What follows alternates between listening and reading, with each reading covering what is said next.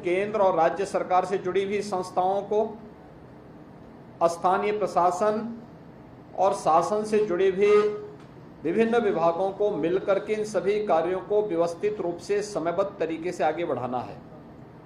स्वच्छता के लिए प्लास्टिक फ्री कुंभ होगा, जीरो लिक्विड डिस्चार्ज के लिए हमें यहां पर फिर से कार्य करना है, मेले का विस्तार करना है और प्रयास होना चाहिए कि मुख्य पर्व जो होंगे स्नान के, उस दौरान वीआईपी और वीवीआईपी के प्रोटोकॉल सस्पेंड रहेंगे। यह हम पहले से ही सुनिश्चित करेंगे और इसको हमें हर हाल में लागू करना है। दूसरा, एंटी ड्रोन सिस्टम यहां पे लागू होना चाहिए।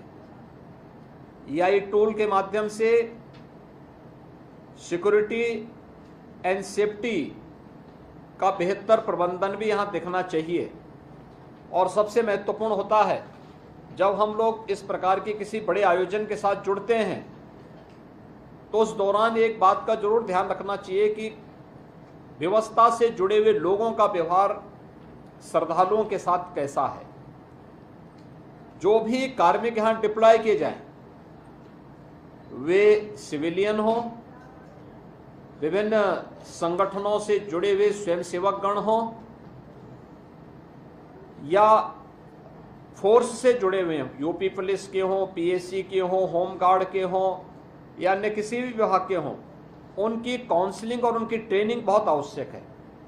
कैसा व्यवहार हमारा होना चाहिए पब्लिक के साथ में, श्रद्धालुओं के साथ में। यहाँ पे श्रद्धालु आएंगे, उन श्रद्धालुओं के साथ हमारा व्यवहार कैसे होना चाहिए, ये ट्रेनिंग प्रयागराज कुंभ 2019 ने इस मामले में बहुत अच्छा कार्य किया था और मैं उस समय की टीम को धन्यवाद दूंगा कि उन्होंने बहुत अच्छे ढंग से सारे कार्यक्रमों को किया था।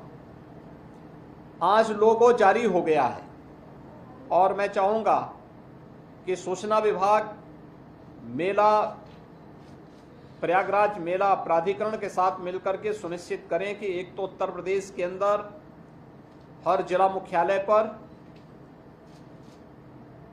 हर रेलवे स्टेशन पर,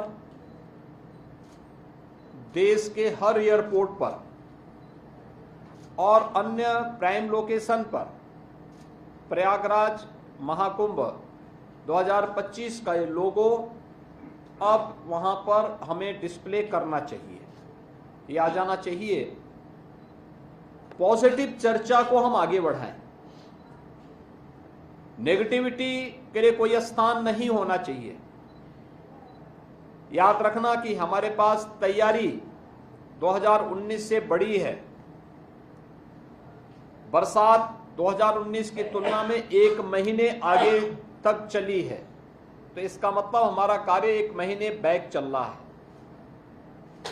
इसको हमें अतिरिक्त मैन पावर दे करके इसको हमें व्यवस्थित रूप से आगे और समयबद्ध तरीके से आगे बढ़ा देना है।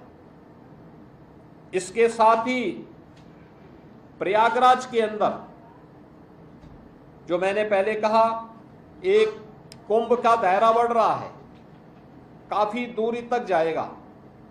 हमारा प्रयास होना चाहिए कि जहां पे कुंभ का दायरा जहां जा रहा है वहां पे हम लोग वेरिकेड करें और वहां पे हमारी शेड लगनी चाहिए, टीन शेड लगा करके ऊंचा एक वो बना लें और आने जाने की ही व्यवस्था करें, क्योंकि फ्रीक्वेंट बाहरी लोगों का या बाहरी किसी भी ऐसे तत्वों का घुसपैठ न हो जो सुरक्षा के लिए किसी के साथ खिलवाड़ कर सके। अभी से हम सुनिश्चित करें street vendors, e rickshaw, 3 wheeler, taxi चालक, अन्य प्राइवेट चालक, ट्रक या अन्य रेस्टोरेंट, होटल में जो कार्मिक हैं, इनकी वेरिफिकेशन, किराएदारों की वेरिफिकेशन की कार्रवाई, ये सुरक्षा की दृष्टि भी से शुरू कर लें। सीसीटीवी कैमरा हमने ऑपरेशन त्रिनेत्र के अंतर्गत सेफ सिटी में यह निजी भागीदारी के माध्यम से भी, लोगों के सहयोग से भी लगाया था, विभिन्न संस्थाओं के सहयोग से भी सीसीटीवी कैमरे हम लोगों ने लगाए थे। हमारा प्रयास होना चाहिए कि ये सभी क्रियाशील होते हुए दिखाई देने चाहिए। रेलवे के साथ, सिविल एविएशन विभाग के साथ में, NHAI के साथ में, भारत सरकार से जुड़ी हुई जितनी भी अन्य संस्थाएं हैं उन सब के साथ भी हमारा एक बेहतर तालमेल रहना चाहिए। मुझे विश्वास है कि हमारे पास अभी समय है, कार्य व्यवस्थित रूप से आगे बढ़ रहा है।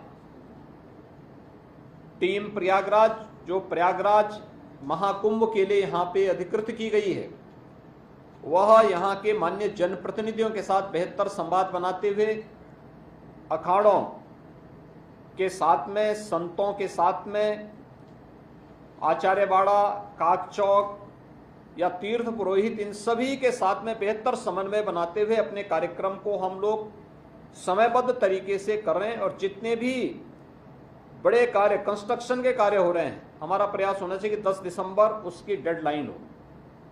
10 से 15 के बीच में हमारा प्रयास होगा कि हम प्रधानमंत्री जी को यहाँ आमंत्रित करके कुंभ मेले के लिए उनसे सभी परियोजनाओं का उद्घाटन आदि के बारे में उनके करकमलों से इसको संपन्न करवा करके इसकी शुभारंभ की घोषणा करवा दें। उसकी तैयारी अभी से हमारी होनी चाहिए। लेकिन मैं सभी विभागों से, चाहे वह भारत सरकार इसके विभाग हों या उत्तर प्रदेश सरकार से जुड़े हुए, उन सबसे मेरा आग्रह होगा कि जो उन्होंने डेडलाइन दी है उस पर उन्हें दिन रात लग करके मैन पावर बढ़ा, क्योंकि इधर पर्व और त्यौहार पड़ेंगे। पर्व और त्यौहार की पर्व और त्यौहार आप मनाएं अतिरिक्त मान दे करके, लेकिन हमें व्यवस्थित रूप से इन सभी कार्यों को आगे बढ़ाना पड़ेगा और हर हाल में एक दिव्य और भव्य कुंभ के लिए, क्योंकि पिछली बार 2019 में किए गए प्रयासों का परिणाम था कि यूनेस्को ने प्रयागराज कुंभ को मानवता की अमूर्त सांस्कृतिक धरोहर के रूप में मान्यता दी।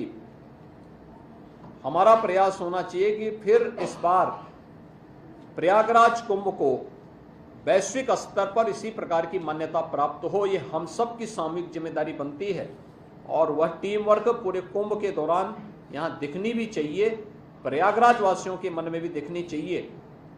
एक कार्य प्रयागराज के अंदर हो सकता है, क्या प्रयागराज के अंदर हम होम स्टे आदि की व्यवस्था को भी प्रमोट कर सकते हैं?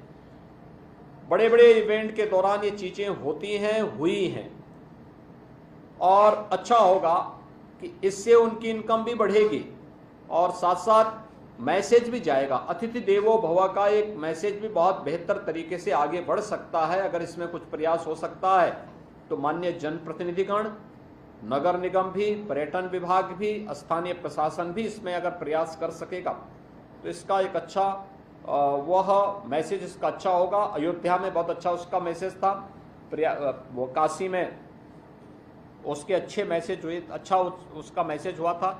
अगर हम कर सकेंगे तो अच्छा होगा।